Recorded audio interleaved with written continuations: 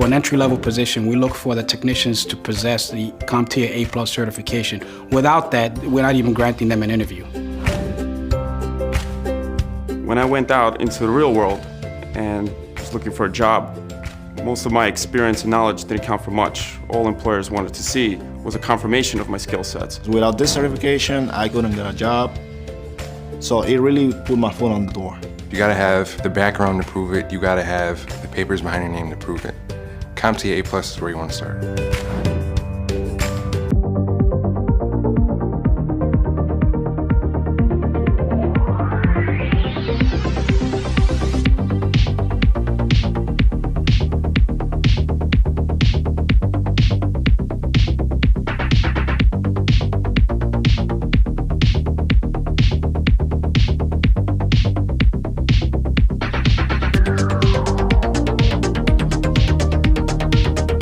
To help team members understand what they need to do if a breach happens, you should walk them through a breach incident exercise known as wargaming.